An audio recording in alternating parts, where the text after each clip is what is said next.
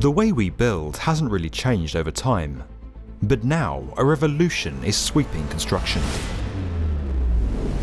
Prefabrication, where parts of a structure are manufactured in a factory away from site before being delivered for assembly, is starting to seriously take off, and for good reason.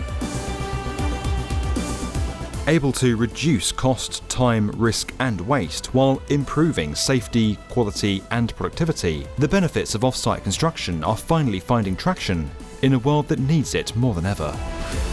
But the technique is no longer limited to small-scale projects. From towering skyscrapers to vast airports, these huge projects were all made in factories.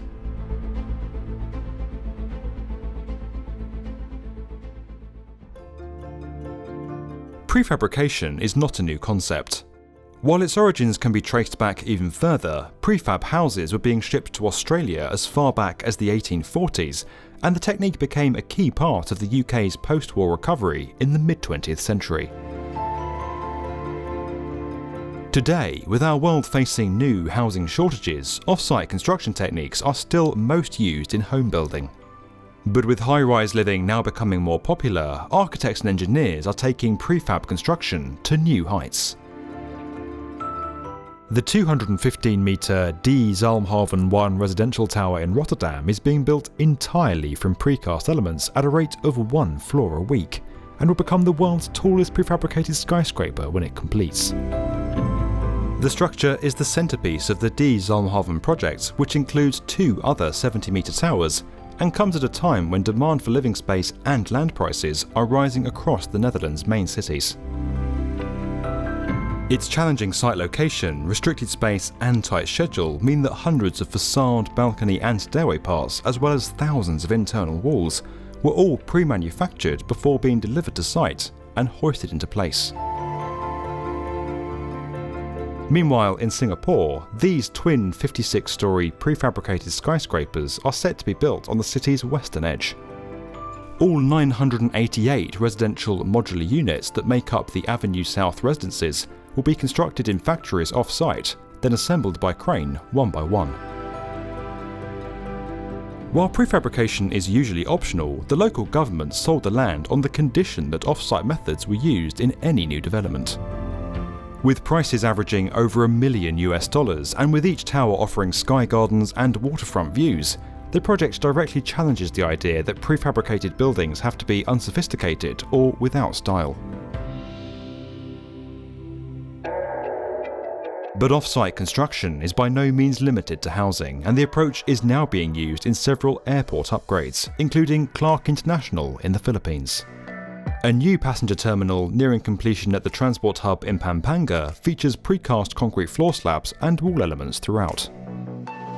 Its design is based on a modular concept, enabling many components to be prefabricated. This speeds up the build process, keeps costs down, and enables the terminal to be easily expanded in the future.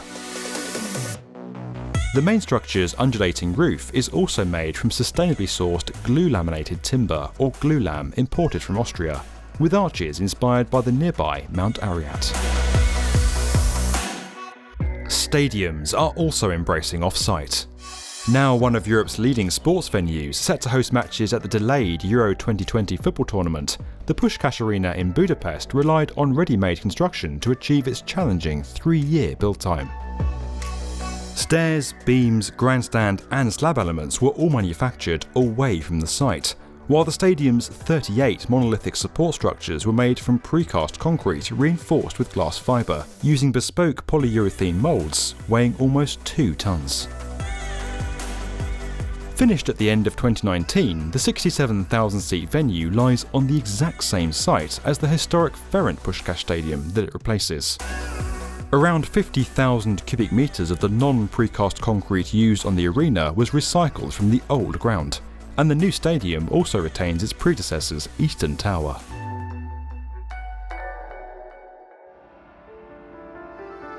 Away from buildings, prefabrication has been critical to the completion of major bridge projects for many years. The Øresund Bridge linking Denmark and Sweden was the longest combined road and rail bridge in Europe for almost 20 years and remains one of the continent's most iconic crossings. Many of its components, including the huge caissons and piers, had to be pre-manufactured on land before being shipped out to the site for assembly. But more recently, a 12-kilometre stretch of the enormous Temburong Bridge in Brunei was constructed using thousands of precast elements to limit damage to the rainforest. China's State Construction Engineering Corporation was tasked with building an immense viaduct over a series of mangrove swamps in unusually harsh conditions. To minimise impact on the environment, sections were manufactured off-site and craned into position. In total, the viaduct features almost 2,000 prefabricated spans, more than any other bridge of its kind.